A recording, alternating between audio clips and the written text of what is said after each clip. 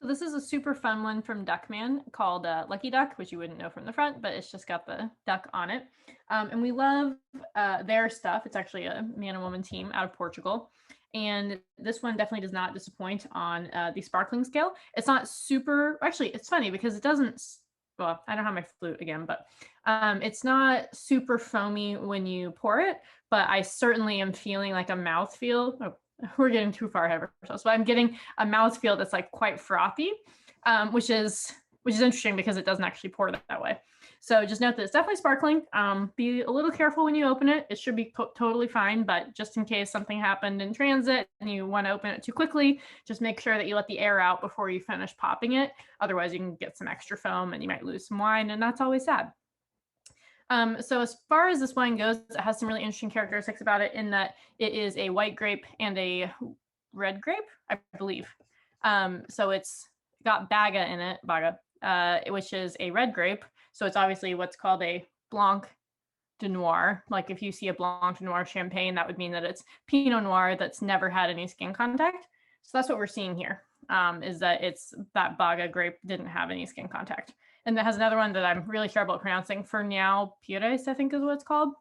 I was trying to get the nya, like part of the Portuguese language. It's always a little bit tough for me. It's also great because it's light in alcohol. It's only about 10%. So yeah, let's try it.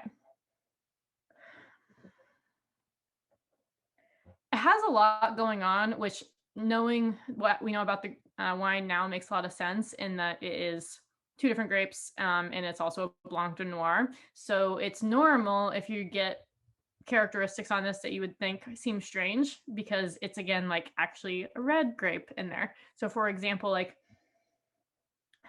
I'm definitely getting lemon, but I'm also getting like light red fruits, like maybe like not cran. I always mix up cranberry and raspberry. Raspberry is what I'm trying to think of, the one with all the little like balls around it. Raspberry is what I'm thinking of. But then there's also, I would say like maybe like a floral note to it, or even like a touch of like vanilla or like a baking spice to it. Not that it tastes like it's going to be sweet or anything, but that certainly feels like it's there too, like honeysuckle maybe. So let's try it. Like I was saying, like very frothy. So it's interesting because it really lingers after, which I find to be super nice. I think it's really nice when you have a sparkling wine and it continues to like stay with you in your mouth after. And like the last thing to go is kind of like that froth. Not all of them are like that, but I always enjoy that. And sorry, now I've forgotten exactly what it tasted like, but very interesting and complex. So for me, it kind of goes from like the initial things that I would get, I would say are more traditional for like a white wine, like lime. Like I think I said lemon on the nose, but like certainly like more zesty and limey initially. And then it kind of goes through some of those like maybe like raspberry still there, like watermelon, very, very great summer style summer wine, very glue and like easy to drink. But again, like the finish is actually quite long. Like this is a incredibly well-made wine, and non-traditional in every way. If you look at the bottle, it's non-traditional. The way they made it's non-traditional, and it's just got the great glue aspects about it as well. So let me just give it one more try too, because there's just so much going on here, and I'm sure you'll have a big list by the time you're done with it. But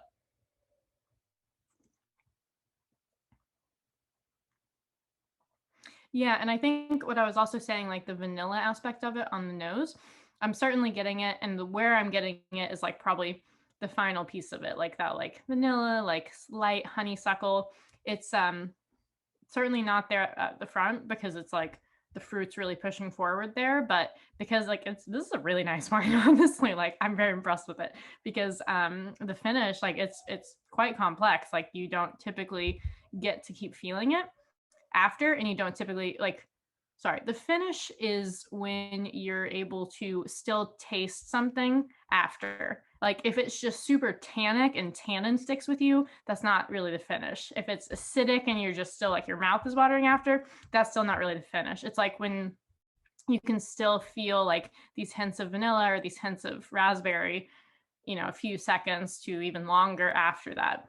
And my guess, I don't know this for sure, is that the amount of like frothiness or foaminess to it might be helping with that as well, because it's probably honestly like helping linger on our palate.